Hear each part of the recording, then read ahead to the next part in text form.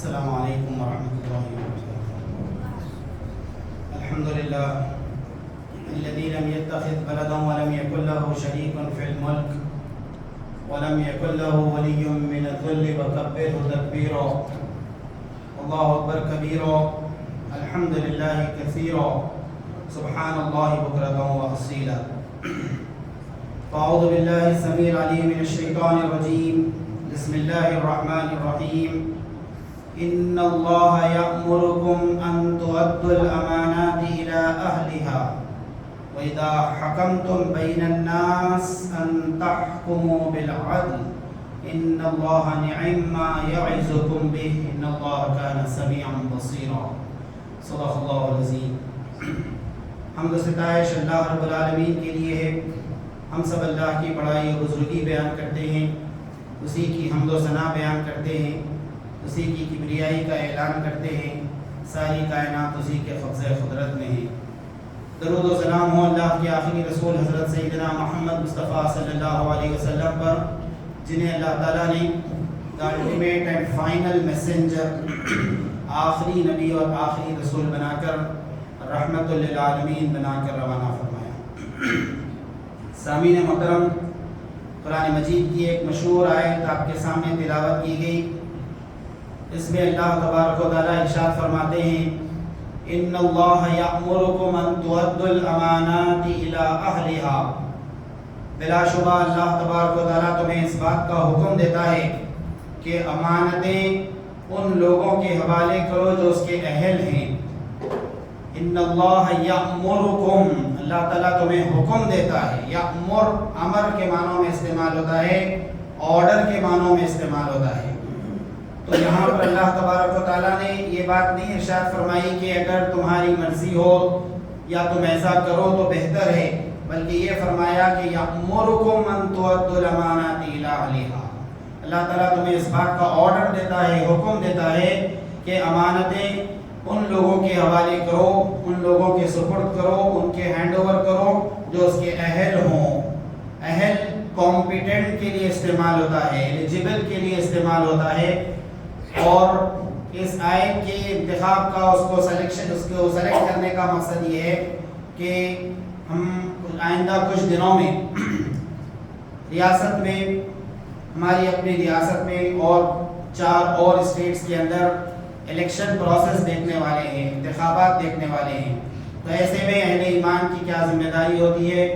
قرآن مجید نے حکومت کے بارے میں، سیاست کے بارے میں، لیڈر کے بارے میں، پولیٹیشین کے بارے میں کیا اہم باتیں بیان کی ہیں، نبی کریم صلی اللہ علیہ وسلم نے اس بارے میں کیا نصیحتیں کی ہیں، اور اس دور میں، ان حالات میں، ان دنوں میں ہماری کیا رسپانسبلٹی ہے، کچھ باتیں آپ کے سامنے رکھی جاتی ہیں۔ ان اللہ یأمرکم ان تؤدوا الامانات الی اہلہا۔ اللہ تعالیٰ تمہیں حکم دیتا ہے کہ امانتیں ان کے اہل لوگوں کے سپرد کرو، اور اس کے آگے فرمایا کہ وَإِذَا حَكَمْتُمْ بَيْنَ النَّاسِ أَن تَحْكُمُوا بِالْعَدْلِ۔ جب تم لوگوں کے درمیان فیصلہ کرو، کوئی ججمنٹ دینے کا موقع تمہارے پاس آئے، یعنی تمہیں اتھارٹی حاصل ہو، تم صاحب اختیار بنو، ججمنٹ والی چیئر پر، جسٹس والی چیئر پر اگر تم بیٹھو، تو پھر تمہیں اللہ تبارک و تعالیٰ اس بات کا حکم دیتا ہے کہ ان تحکموا بین العدل، لوگوں کے درمیان عدل کی بنیاد پر، جسٹس کی بنیاد پر فیصلہ کرو۔ اور جسٹس اور عدل یہ ہے کہ لوگوں کے ساتھ انصاف کیا جائے، کسی پر ظلم نہ ہو، اور یہ کہ لوگوں کے درمیان کسی قسم کی کوئی ایسی حرکت نہ کی جائے کہ لوگوں کا مرتبہ، ان کا اسٹیٹس، ان کی پوزیشن کو دیکھ کر فیصلے دیا کرو، ایسا معاملہ تمہارے ساتھ نہیں ہونا چاہیے۔ تو فرمایا کہ ان تحکموا بین العدل ان اللہ نعم ما یعظکم بہ، بہترین نصیحت ہے جو اللہ تعالیٰ تمہیں کرتا ہے۔ ان اللہ کان سمیعا بصیرا، بلا شبہ اللہ تعالیٰ سننے والا اور دیکھنے والا ہے۔ قرآن مجید نے مختلف مقامات پر ایسے حکمرانوں کا، ایسے لیڈرز کا، ایسے پولیٹیشنز کا ذکر کیا ہے کہ جنہوں نے کچھ خاص رول ادا کیا ہو، یا انہوں نے کوئی خاص بات کہی ہو، ان کا کوئی ایک جملہ جو بہت اہمیت رکھتا ہے، قرآن مجید نے خاص طور سے اسے کوٹ کیا ہے۔ ملکہ سبا جو ایک حکمراں تھی، ایک لیڈی تھی، اور جس طرح ہمارے زمانے میں کوئی طاقتور قسم کی کوئی لیڈی اگر حکومت کرتی ہے جیسے کسی زمانے میں ملکہ ایلزابتھ کو، یا ہمارے اپنے ملک میں پرائم منسٹر لیڈی جس نے کئی دہوں تک حکومت کی ہے، اور اس طرح ابھی جرمنی کے اندر ایک لیڈی نے بہت زمانے تک حکومت کی، تو لوگ ان کا نام رکھ دیتے ہیں آئرن لیڈی۔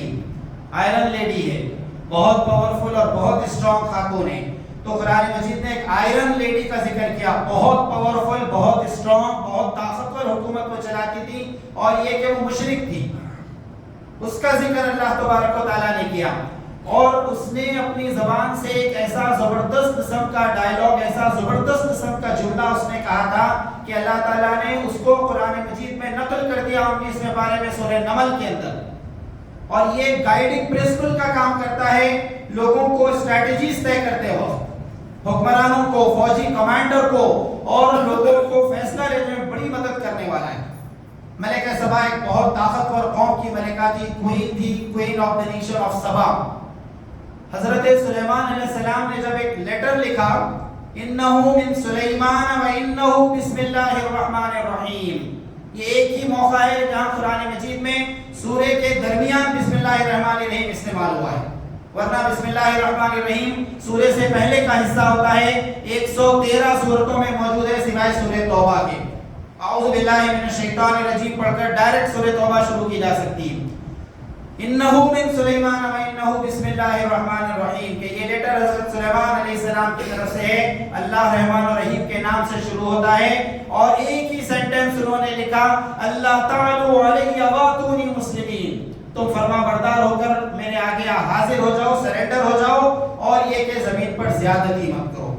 تو جیسے ہی یہ لیٹر پہنچا، اس موقع پر ملکہ سبا نے اپنے وزیروں کو بلایا، اپنی شورا کو، اپنی ایڈوائزری بورڈ کو بلایا، اس نے اپنی پارلیمنٹری کمیٹی کو بلایا اس نے، اور اس کے بعد ان سے مشورہ لیا، کہا کہ اس بارے میں تمہارا کیا خیال ہے۔ اس کا مشورہ لینا، ایک طاقتور حکمراں ہونے کے باوجود لوگوں سے ایڈوائز لینا، یہ بڑی اہمیت کا حامل ہے۔ اس وقت آپ دیکھتے ہیں کہ ایک انتہائی ناسمجھ قسم کا حکمراں جو رشیا پر حکومت کر رہا ہے، اس کی اپنی حکومت کے پورے لوگوں نے مخالفت کی، لیکن اس نے یوکرین پر حملہ کیا اور خود بھی زبردست قسم کا نقصان اس نے اٹھایا، اور یوکرین کے ایک بڑے حصے کو اس نے تباہ و تاراج کر دیا۔ پوری دنیا پر اس کے اثرات ہوئے۔ ہمارے اپنے شہر کے کئی اسٹوڈنٹس جو MBBS کرنے کے لیے وہاں گئے تھے، وہ اپنی پڑھائی چھوڑ کر، اپنے اوریجنل سرٹیفکیٹ وہاں چھوڑ کر یہاں کر پریشان پھر رہے۔ پوری دنیا پر اس کے اثرات ہوئے۔ تو اس کے پورے لوگوں نے، قریبی لوگوں نے، بھروسے کے لوگوں نے اسے مشورہ دیا تھا کہ ایک چھوٹے سے مسئلے پر جنگ کی ضرورت نہیں ہے، لیکن اس نے جنگ کو مسلط کر دیا، خود بھی پریشان اور یوکرین کو اس نے پریشان کیا۔ تو قرآن مجید نے کہا کہ وہ ملکہ ایسی سمجھدار تھی کہ اس نے اپنے اصحاب شورا کو بلایا، ان سے لیا مشورہ۔ مشورہ لینے میں کوئی کمزوری کا اظہار نہیں ہوتا ہے، بلکہ ایک بہتر قسم کا فیصلہ اور ڈیسیشن سامنے آتا ہے۔ تو اس کے وزیروں نے جو مشورہ دیا وہ یہ تھا کہ ہم طاقتور ہیں، نحن علو قوہ، بہت پاورفل، بہت شاندار ہماری فوج، زبردست قسم کی طاقت اور اسلحہ ہمارے پاس، نحن علو قوت و علو باس شدید، ہم زبردست طاقت رکھنے والے ہیں، بل امر الیک فانظری ماذا تأمرین، لیکن فائنل ڈیسیشن آپ لیجئے، آپ جو فیصلہ لیں گے بس ہم اسی کو دیکھیں گے، اسی کو فالو کریں۔ مشورہ لینا اور اس انداز سے مشورہ دینا بہت ایک آئیڈیل قسم کا طریقہ۔ قرآن مجید نے اسے پورے واقعے کو نقل کیا، حالانکہ ملکہ سبا مشرک، اس کے وزیر، اس کی کیبنٹ پورے شرک کرنے والے لوگ، لیکن بات اصولی تھی، بات صحیح تھی، اور بائی پرنسپل اس کے اندر سچائی تھی، قرآن مجید نے اس کو نقل کیا۔ اس کے بعد ملکہ نے جو جملہ کہا بڑا غیر معمولی قسم کا، اس نے ان الملوک اذا دخلوا قرية افسدوها، ملکہ سبا نے کہا کہ جب بادشاہ کسی بستی کے اندر، کسی سٹی میں، کسی علاقے میں داخل ہوتے ہیں، افسدوها، فساد مچا دیتے ہیں۔ پہلی بات افسدوها، فساد مچا دیتے ہیں۔ اور قرآن مجید کا یہ اصول ہے کہ ہمیشہ امن کو اہمیت دی جائے گی فساد کے مقابلے میں۔ لا تفسدوا فی الارض بعد اصلاحها، زمین میں فساد مت پیدا کرو اصلاح ہونے کے بعد۔ لا تفسدوا فی الارض، زمین میں فساد کو پسند نہیں کیا گیا، امن کو پسند کیا گیا، پیس کو پسند کیا گیا، اور جب جنگ کی اجازت دی گئی تو مجبوری کی حالت میں اجازت دی گئی۔ لا تفسدوا فی الارض بعد اصلاحها، یہ قرآن مجید کا ایک پرماننٹ سلوگن ہے، یہ ایک مستقل نعرہ ہے جو کثرت کے ساتھ نقل ہوا ہے۔ تو ملکہ نے کہا کہ ان الملوک اذا دخلوا قریۃ افسدوها، بادشاہ جب کسی بستی میں داخل ہوتے ہیں تو فساد مچا دیتے ہیں. پہلی بات اس نے کہی. دوسری بہت غیر معمولی بات اس نے کہی کہ وجعلوا اعزت اہلها اذلہ، عزت والے لوگوں کو ذلیل کر دیتے ہیں. رسپیکٹیبل قسم کے لوگ، رائل فیملی کے لوگ، پڑھے لکھے انٹلیکچوئل دانشمند سمجھدار لوگ، یہ ان کو ذلیل کر دیتے. یہ بادشاہوں کا معاملہ ہوتا ہے کہ جب کسی بستی میں ننناتے ہوئے داخل ہوتے ہیں، چڑھائی کرتے ہیں، جنگ مسلط کرتے ہیں تو عزت والے لوگوں کو ذلیل کر دیتے. حیدرآباد میں پولیس ایکشن کے بعد 1948 میں پولیس ایکشن ہوا تھا. اس کے بعد ایک گیدرنگ ہوئی جس میں بڑے بڑے سمجھدار لوگ، حیدرآباد کے نواب اور امراء اور وزراء اور بہترین قسم کے ادیب اور شاعر، بہت سے لوگوں کو جمع کیا گیا اور اس موقع پر لوگوں کو بولنے کی اجازت دی گئی، پرمیشن دیا گیا کہ آپ بھی آئیے اور کچھ بولیے. جو حالات پیدا ہوئے آزادی کے بعد اور پھر پولیس ایکشن کے بعد، سقوط حیدرآباد کے بعد، کہ جب نظام کی حکومت کو طاقت کے زور پر ختم کیا گیا اور کھیتوں کو، باولیوں کو، کنووں کو لاشوں سے بھر دیا گیا اور پھر یہ کہ بہت بڑے پیمانے پر قتل عام ہوا، ان حالات میں اور اس کے بعد جو نئے حکمراں آئے ہیں، ان حالات میں آپ کوئی بات کہیے. آزادی کے بعد کا یہ واقعہ ہے. تو ایک شاعر حیدرآباد کے مشہور، وہ اسٹیج پر پہنچے، بہت ہی آسان سے الفاظ میں دکنی انداز سے انہوں نے ایک شعر کہا اور یہ قرآن مجید کی آیت کو سامنے رکھیے اور اس شعر کو دیکھیے. وَجَعَلُوا عِزَّتَ أَهْلِهَا ذِلًّا. قرآن مجید نے کہا کہ بادشاہ رسپیکٹیبل لوگوں کو ذلیل کر دیتے ہیں، ان کی عزت کا ستیاناش کر دیتے ہیں، ان کے ریپوٹیشن کو نیل کر دیتے ہیں. برسوں سے انہوں نے جو امیج بنایا تھا معاشرے میں، سماج میں، سوسائٹی میں، اس کو مٹی میں ملا دیتے ہیں. وَجَعَلُوا عِزَّتَ أَهْلِهَا ذِلًّا. تو وہ شاید اسٹیج پر پہنچے اور اس کے بعد انہوں نے صرف ایک شعر پڑھا. انہوں نے کہا کہ کیسے کیسے ایسے ویسے ہو گئے، ایسے ویسے کیسے کیسے ہو گئے، یہ کہہ کر اپنی جگہ بیٹھ گئے. بس دو لائن انہوں نے کہی، بہت بڑی بات بیان کر. ایک زبردست قسم کی حکومت کی، قیادت کی، سیاست کی، سیادت کی صلاحیت رکھنے والے لوگ اس وقت جو ہے آج ان کو کس طرح ذلیل کر دیا گیا. اور پھر اس کے بعد وہ لوگ جو کسی بھی لحاظ سے کمپیٹنٹ نہیں ہیں، وہ حکومت کی گدی پر آ کر بیٹھ گئے. بہت بڑی بات انہوں نے بیان. تو یہ ایک واقعہ قرآن مجید نے بیان کیا ملکہ سبا کا کہ وجعلوا اعزت اہلها وكذلك يفعلون، اور ایسی حرکتیں کرتے ہیں بادشاہ جب کسی بستی پر چڑھائی کرتے ہیں. دوسرا واقعہ قرآن مجید نے ان پولیٹیکل لیڈرز کے بارے میں بات بیان کی تو جالوت اور طالوت کا واقعہ سورہ بقرہ دوسرے پارے کے آخر میں بیان. جب حضرت شموئیل علیہ السلام، انگریزوں نے سیموئیل کہتے ہیں، کثرت کے ساتھ کرسچن لٹریچر میں، انگلش لٹریچر میں ان کا نام ملتا ہے، اپنے بچوں کا نام سیموئیل رکھتے ہیں. شموئیل علیہ السلام بہت ضعیف ہو گئے تو ان کے قوم کے لوگوں نے کہا کہ ہمارے اوپر ایک بادشاہ مقرر کیجئے. مفسرین نے بادشاہ کی جگہ فوجی کمانڈر کا بھی ذکر کیا ہے کہ ہمارے لیے فوجی کمانڈر یا ہمارے لیے ہیڈ مقرر کیجئے کہ ہم جس کی نگرانی میں جنگ کریں اور ہمارا جو ملک ہے فلسطین اس کو ہم دوبارہ حاصل کریں. تو اللہ تبارک و تعالیٰ کے حکم سے حضرت شموئیل علیہ السلام نے اس بات کا اعلان کیا کہ ان اللہ قد بعث لکم طالوت ملکا، اللہ تعالیٰ نے طالوت کو تم پر بادشاہ مقرر کیا، اپوائنٹڈ ایز کمانڈر اور کنگ. فوری ان لوگوں نے کہا لا یکون لہ الملک علینا ونحن احق منہ، وہ کیسے بادشاہ بننے کے لیے حقدار ہو گیا، وہ کیسے ایلیجیبل ہو گیا، مال کے مقابلے میں، سوشل اسٹیٹس کے مقابلے میں ونحن احق، ہم زیادہ حق رکھتے ہیں، وی آر موسٹ ایلیجیبل. وہ فٹ ہے تو ہم فٹر ہیں، وہ فٹر ہے تو ہم فٹسٹ ہیں، اس سے مقابلے میں ہم بہتر پوزیشن پر ہیں. تب جواب میں یہ بات ارشاد فرمائی حضرت شموئیل علیہ السلام نے کہ وَزَادَهُ بَسْطَةً فِي الْعِلْمِ وَالْجِسْمِ، کہ اللہ تبارک و تعالیٰ نے علم اور جسم یہ دو چیزیں اسے زیادہ کر. علم کے نالج کے معاملے میں، نالج کے معاملے میں، علم کے معاملے میں وہ تم سے آگے، اور جسم اور قوت اور طاقت کے معاملے میں وہ تم سے آگے. تو حکومت کے لیے، لیڈرشپ کے لیے جو دو ایلیجیبلٹیز بیان کی گئی ہیں کہ آدمی کے پاس علم ہو، حکمت ہو، دانائی ہو، سمجھداری ہو، ڈیسیشن پاور ہو، دنیا کے حالات کو سمجھنے والا، اور اس وقت الیکشن کمیشن کا ایک نام ہے، ایک قانون ہے جس کے تحت ہر پارٹی کے کینڈیڈیٹ کو ڈکلیئر کرنا ہے کہ وہ کیا تعلیم یافتہ ہے اور اس کے اوپر کتنے کیسز ہیں. تو اس کا انالیسس آتا ہے اخبارات کے اندر، آپ دیکھتے ہیں کہ 40%، 50%، خاص جگہ 60%، نارتھ انڈیا میں اس سے بھی زیادہ ایسے لوگ کینڈیڈیٹ ہوتے ہیں، ایسے لوگ کہتے ہیں الیکشن کے اندر کہ جو 10th فیل یا انٹر فیل ہوتے ہیں، اور ان کے اوپر 20 25 مقدمات، جس میں سے کم از کم 10 اٹمپٹ ٹو مرڈر کے مقدمات ہوتے ہیں. کرمینل کیسز کا ایک انبار ہوتا ہے ان کے اوپر، اور یہ کہ زبردستی وصولی، لوگوں پر ظلم اور ستم، یہ پورے کیسز ان کے اوپر ہوتے ہیں. علم اور حکم یہ دونوں چیزوں سے محروم ہوتے ہیں. قرآن مجید نے کہا کہ وَزَادَهُ بَسْطَةً فِي الْعِلْمِ وَالْجِسْمِ، تعلیم یافتہ لوگوں کو، پڑھے لکھے لوگوں کو آگے لے جانا، تو قوم بھی علم کے میدان میں ترقی کرے گی، قوم بھی سائنس اور ٹیکنالوجی کے میدان میں ترقی کرے گی. بعض جگہ تو ایجوکیشن منسٹر بنانے کے لیے بعض اسٹیٹ میں کوئی ایلیجیبل آدمی نہیں ملتا کہ کم از کم گریجویٹ ہو، ایم بی بی ایس ہو، پی ایچ ڈی ہو، کچھ پڑھا لکھا ہو، اس کو ایجوکیشن منسٹر بنایا جائے. ایک ایلیجیبل منسٹر نہیں ملتا، تو کہیں اوپن یونیورسٹی سے کہیں سے ڈگری ڈھونڈ کر لائی جاتی ہے اور شو کر دی جاتی ہے. وَزَادَهُ بَسْطَةً فِي الْعِلْمِ وَالْجِسْمِ، کہ اللہ تبارک و تعالیٰ نے اسے علم کے معاملے میں، جسم کے معاملے میں بہتر قسم کی صلاحیت عطا کی. ایسے لوگوں کو اپنے لیے حکمراں، ایسے لوگوں کو اپنے اوپر لیڈر مقرر کرنا چاہیے جو اس کرائیٹیریا پر پورے اترتے ہوں.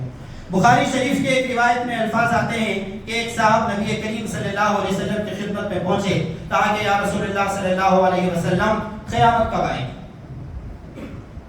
قیامت کب آئے گی؟ When is the day of judgment؟ قیامت کب آئے گی؟ تو اللہ کے رسول صلی اللہ علیہ وسلم نے ارشاد فرمایا کہ جب امانتیں نااہل لوگوں کے حوالے کر دی جائیں. امانتیں نااہل لوگوں، وہ لوگ جو ایلیجیبل اور کمپیٹنٹ نہیں ہیں، ان کو لیڈر بنا دیا جائے، ان کو قائد بنا دیا جائے، ایسے لوگوں کو اقتدار کی گدی تک پہنچا دیا جائے، مسند نشین بنا دیا جائے. جو آج صاحب مسند ہیں کل نہیں ہوں گے، راحت اندوری نے کہا. جو آج صاحب مسند ہیں کل نہیں ہوں گے، کرایہ دار ہیں، ذاتی مکان تھوڑی ہے. ایک جمہوری ملک کے اندر، ایک ڈیموکریٹک کنٹری کے اندر اگر کوئی یہ سمجھ بیٹھتا ہے کہ وہ ہمیشہ یہاں پر حکومت کرے گا تو دھوکے میں رہے. اور اگر عوام کے اندر بیداری آئے، اویئرنیس آئے، ووٹوں کا پولرائزیشن ہو، اور بہتر انداز سے اگر وہ ڈیسیژن لے کر ووٹ ڈال سکتے ہوں، تو ہماری پڑوسی ریاست میں ایک شاندار قسم کی مثال انہوں نے قائم کی کہ انہوں نے ایک جھٹکے کے اندر حکومت کو کھڑا کر دیا. تو اس کے لیے بات بیان کی. نبی کریم صلی اللہ علیہ وسلم نے ارشاد فرمایا کہ جب امانتیں ضائع ہو جائیں گی، نااہل انکمپیٹنٹ لوگوں کے حوالے کی جائیں گی، تب سمجھو کہ قیامت کا وقت قریب آ گیا. حضرت حسین رضی اللہ تعالیٰ عنہ راوی ہیں، ابو داؤد شریف کی روایت ہے، نبی کریم صلی اللہ علیہ وسلم نے ارشاد فرمایا کہ جب اللہ تعالیٰ کسی قوم کے ساتھ بھلائی کا معاملہ کرتا ہے، قوم کے ساتھ، یہ انڈیویجول معاملہ نہیں ہے، یہ ایک گروپ کا، قوم کا، نیشن کا، کمیونٹی کا معاملہ بیان کیا گیا. دیکھیں اس حدیث میں، جب اللہ تعالیٰ کسی قوم کے ساتھ بھلائی کا معاملہ کرتا ہے تو اس کی باغ ڈور حکماء کے حوالے کرتا ہے. حکماء کے، the person who is full of wisdom، دانائی اس کے اندر ہے، فراست اس کے اندر ہے، سمجھداری اس کے اندر ہے، رائٹ ڈیسیژن لینے کے قابل وہ ہے. کسی معاملے میں فیصلے پر پہنچنے سے پہلے اس کے کانسیکوینسز کو امیجن کرنے کی اس کی صلاحیت اس کے اندر ہے. اور وہ آدمی جو چیز سامنے میٹیریل حالت میں موجود نہیں ہے لیکن اس کو امیجن کر سکتا ہو، ایسے لوگ حکماء کہلاتے ہیں. تو اللہ تبارک و تعالیٰ باغڈور حکماء کے حوالے کرتا ہے، اس کی دولت سخی لوگوں کے حوالے کرتا ہے. دو باتیں بیان کی گئی ہیں اس حدیث میں. اللہ تعالیٰ جب کسی قوم کے ساتھ بھلائی کا معاملہ کرتا ہے، کوئی قوم کے ساتھ اچھے حالات آنے والے ہوتے ہیں، تو اس کی حکومت، اس کی لیڈرشپ، اس کی قیادت حکماء کے حوالے، دانشمند لوگوں کے، سمجھدار لوگوں کے حوالے کرتا ہے. اور پھر اس کی دولت سخی لوگوں کے ہاتھ میں دی جاتی، کنجوسوں کے ہاتھ میں دولت نہیں دی جاتی، جو دولت آتے ہی بھولنے لگتے ہیں، آبے سے باہر ہونے لگتے ہیں، حلال پیسوں سے حرام کام کرنے لگتے ہیں، حلال آمدنی کو ناجائز کاموں میں خرچ کرنے لگتے ہیں.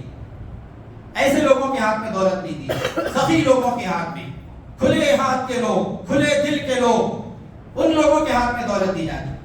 جس طرح دولت کمانا، دولت حاصل کرنا ایک محنت ہے، ایک فن ہے، ایک ٹیکنک ہے. دولت خرچ کرنے کا بھی فن آتا ہو، پیسہ خرچ کرنے کا بھی فن آتا ہو، بینک میں فکس ڈپازٹ کر کے روزانہ بینک کی پاس بک لے کر خوش ہوتے بیٹھا رہا، اور پھر یہ کہ وہ پاس بک لے کر خبر تک پہنچ گیا، نہ وہ خود فائدہ اٹھا سکا نہ اس کی اولاد فائدہ اٹھا سکی، تو اس کے معاملے میں یہ کہا جائے گا کہ وہ آدمی نادان قسم کا آدمی ہے۔ تو فرمایا گیا کہ حکومت ان لوگوں کے حوالے جو حکما ہیں، اور دولت سخی لوگوں کے حوالے۔ اور اس حدیث میں آگے بات بیان کی گئی کہ اللہ تعالیٰ کسی قوم کے ساتھ برائی کا معاملہ کرنا، تباہی کا معاملہ کرنا چاہتا ہے، قوم کو تباہ اور برباد کرنے کا معاملہ ہوتا ہے، تو اس کی زبان کار بیوقوفوں کے حوالے کر دی جاتی ہے، اسٹوپڈ قسم کے لوگ، نادان قسم کے لوگ، ناعاقبت اندیش قسم کے لوگ، جو اپنی قوم پر جنگ مسلط کر دیتے ہیں، جو اپنی قوم کے بارے میں غلط فیصلے کرتے ہیں، جو اپنی اکنامی اپنے ہاتھ سے تباہ کر لیتے ہیں، جو راتوں رات ڈی مانیٹائزیشن کے نام پر پورے لوگوں کو صفوں میں لینوں میں لا کر ٹھہرا دیتے ہیں، باعزت لوگوں کو ذلیل کرنے کا کام کرتے ہیں، اس طرح کے نادانوں اور بیوقوفوں کے ہاتھ میں حکومت حوالے کی جاتی ہے، اور اس کی دولت بخیلوں اور کنجوسوں کے حوالے کر دی جاتی ہے۔ اسی طرح ترمذی شریف کی ایک روایت میں یہ دعا اہل ایمان کو سکھائی گئی، ابھی ان دنوں کے اندر یہ دعا کثرت کے ساتھ مسجدوں میں پڑھی جا رہی ہے، فلسطین میں جو حالات پیدا ہوئے وہاں پر بھی پڑھی جا رہی ہے، اور پھر یہ کہ ہمیں بھی یہ پڑھنا ہے، ان لوگوں کو جہاں پر الیکشن ہو، انتخابات ہوں، ووٹ ڈالنا ہے، انہیں بھی یہ دعا کا اہتمام کرنا ہے۔ ترمذی شریف کی روایت میں یہ بات بیان کی گئی کہ تم یوں دعا کیا کرو کہ اللہم لا تسلط علینا من لا یرحمنا، بہت تفصیلی دعا ہے، بہت جامع دعا ہے۔ اللہم اقسم لنا من خشیتک ما تحول به بیننا وبین معصیتک، اے اللہ تعالیٰ اپنی خشیت کو، اپنے خوف کو میرے اوپر اس طرح بھیج دیجئے کہ میرے اور میرے گناہوں کے درمیان بیریئر بن جائے۔ ومن الیقین ما تهون به علینا مصیبات الدنیا، ایمان اور یقین کا وہ لیول مجھے عطا کیجئے کہ دنیا میں پڑنے والی مصیبتیں میرے اوپر ہلکی ہو جائیں، آسان ہو جائیں، مصیبتوں اور پریشانیوں سے میں مسکراتا ہوا گزر جاؤں۔ اس دعا کے کنٹینیوشن میں آگے نبی کریم صلی اللہ علیہ وسلم نے بات سکھائی، اللہم لا تسلط علینا من لا یرحمنا، اے اللہ ہم پر ایسے لوگوں کو مسلط مت کیجئے جو ہمارے ساتھ رحم کا معاملہ نہ کریں، جن کے اندر رحم نام کی چیز نہیں ہے۔ ایسے لوگوں کو ہم پر مسلط مت کیجئے جو مرضی کے معنی نہیں جانتے، ایسے لوگوں کو ہم پر مسلط مت کیجئے جو ہیومینٹی نہیں سمجھتے، انسانیت کے معنی نہیں معلوم ہے، ایسی حرکتیں کرتے ہیں کہ انسانیت شرمسار ہو جائے، ایسا ظلم کرتے ہیں کہ درندے شرمندہ ہو جائیں، ایسے لوگوں کو ہم پر مسلط مت کیجئے۔ وہ ایسے ظالم ہوتے ہیں کہ ہاسپٹلز پر بم گراتے ہیں، وہ ایسے ظالم ہوتے ہیں کہ ریفیوجی کیمپ کو تباہ کرتے ہیں۔ بڑی بڑی جنگیں ہوئی ہیں دنیا میں، فرسٹ ورلڈ وار اور سیکنڈ ورلڈ وار، بڑی بڑی جگہیں ہوئی ہیں، ایران اور عراق کی جنگ جو 15 سے 20 سال چلی، اور بڑی بڑی جگہیں ہوئی ہیں جس میں ہزاروں لاکھوں لوگ مارے گئے، کبھی ہاسپٹل پر بم نہیں گرائے، کبھی ریفیوجی کیمپ پر، یعنی جن کے گھر گر گئے وہ ایک ٹینٹ میں کیمپ میں پناہ لے کر رہتے ہیں، اور یو این او کی ٹیم وہاں پر پہنچتی ہے، اور وہ لوگ جا کر وہاں ان کی مدد کرتے ہیں، وہاں پر بم گرایا ہے، یو این او کے کئی ورکرز مارے گئے، کئی ڈاکٹرز ختم ہو گئے، اور کئی جرنلسٹ ختم ہو گئے۔ یہ حالات غزہ میں، فلسطین میں پیش آئے۔ تو یہ دعا نبی کریم صلی اللہ علیہ وسلم نے سکھائی کہ اللہم لا تسلط علینا من لا یرحمنا، کہ اللہ ہم پر ایسے لوگوں کو مسلط مت کیجئے کہ جو ہم پر رحم کا معاملہ نہ کرے، وہ رحم دل ہوں، وہ انسانیت نواز ہوں، وہ مذہب یعنی ریلیجن، زبان اور لینگویج اور ہر قسم کی پریجوڈیس سے پاک ہوں، وہ کمیونل نہ ہوں، وہ فرقہ پرست نہ ہوں، وہ انسانوں کو ایک نگاہ سے دیکھنے کے آتی ہو، ان کے اندر انسانیت اور ہیومینٹی پائی جاتی ہو، تعلیم اور علم ان کے اندر پایا جاتا ہو۔ ایسے لوگوں کو اپنے لیڈر کے طور پر، اپنے ایم ایل اے اور ایم پی کے طور پر منتخب کرنا، اور ایک پڑھی لکھی سمجھدار حکومت کو قائم کرنے میں کوشش اور جدوجہد کرنا، اس کے لیے اپنے ووٹوں کو منظم کرنا، یہ آئندہ 15-20 دنوں میں ہماری بہت نازک ذمہ داری ہے۔ اللہ تعالیٰ اس رسپانسبلٹی کو سمجھنے اور صحیح طور پر پوری امت کے اندر اویئرنیس اور بیداری پیدا کرنے کی ہمیں توفیق عطا فرما۔ رب اغفر وارحم وانت خیر الراحمین۔